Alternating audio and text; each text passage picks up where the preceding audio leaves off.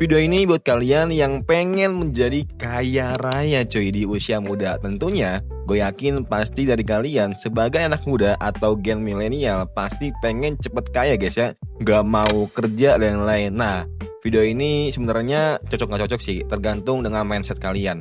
Dan gue mau ngasih tips kenapa banyak anak muda yang dimana mereka itu kebelet banget buat cepet kaya instan dan gimana caranya.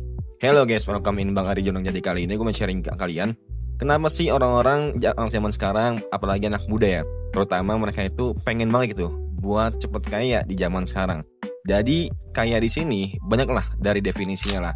Mungkin lu sendiri punya perspektif atau prinsip masing-masing dari kaya itu sendiri. Nah, tapi di video ini gue mau ngasih tahu kalau misalnya kaya yang gue maksud dalam video ini, pertama, kaya secara waktu, yaitu lu bebas gitu. Lu ngelakuin apapun yang lu suka, lu ngelakuin apapun yang dulu lu belum bisa tapi sekarang bisa. Ya intinya lu punya kebebasan dah dalam mengatur waktu lu sendiri. Dan yang jelas lu gak bekerja setiap harinya gitu. Jadi bisa dibilang lu bekerja apa yang lu inginkan sesuai dengan hobi lu. Nah ini banyak banget orang-orang yang mau bekerja sesuai dengan apa yang mereka suka, bukan apa yang mereka terpaksakan ya guys ya.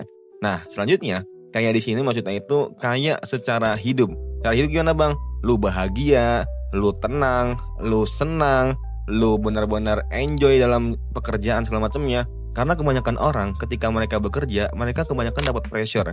Nah, apa bedanya guys ya? Kalau misalnya lu bekerja setiap harinya dapat pressure, tapi gaji lu gede, lu gak bahagia, lu gak tenang, lu seakan-akan punya duit banyak, tapi lu malah disiksa banget. Nah inilah mindset yang mungkin jarang banget dipikirkan sama orang-orang yang kayak lu. Nah, itulah mungkin definisi kaya yang akan gue jelasin di video ini.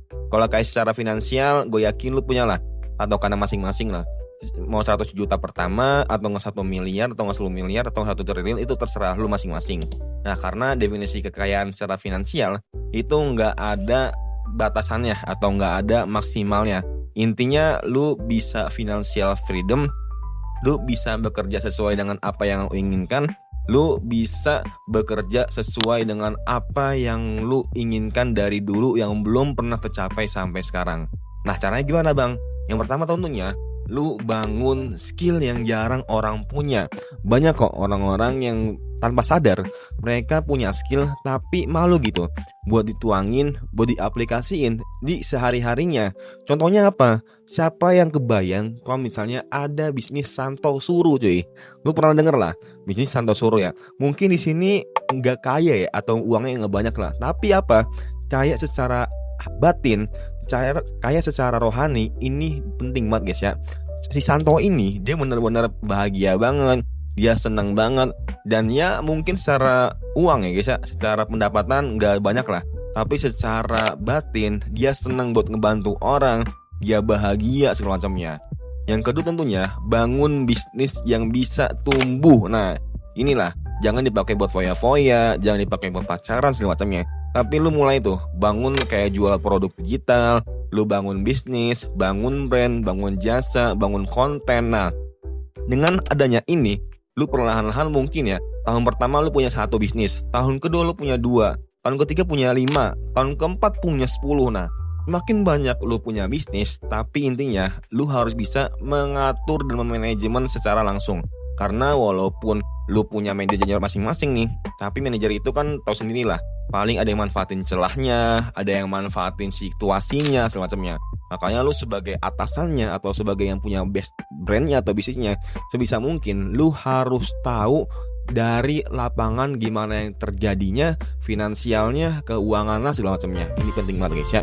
Yang terakhir tentunya investasi sejak muda. Nah investasi ini gimana bang contohnya bang? Misalnya investasi secara akal, secara pikiran, secara badan, secara uang, secara harta, secara jasmani, semuanya lah pokoknya investasiin. Apalagi investasi leher ke atas. Nah ini penting banget ya. Karena apa? Karena zaman sekarang kebanyakan mereka itu fokus ke investasi uang aja, mau itu dari saham, kripto semacamnya. Tapi mereka lupa investasi yang penting itu investasi ke diri sendiri, ke badan diri sendiri, dari olahraga, nge-gym, segala macamnya lah pokoknya lah.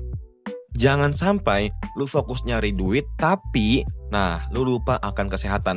Ujung-ujungnya duit yang lu bakal cari terus, lu kejar terus, malah kepake buat berobat.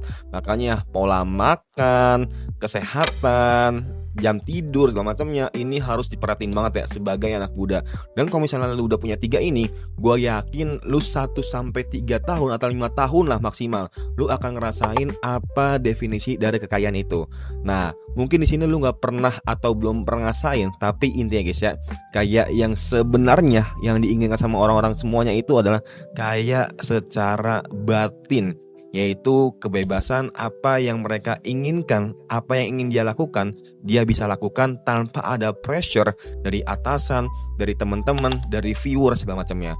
Mungkin itu aja guys ya. Menurut kalian gimana? Apa arti kebebasan? Gimana cara orang biar bisa kaya instan di zaman sekarang sebagai anak muda? Coba tulis di kolom komentar. Semoga bermanfaat and see you next time. Bye.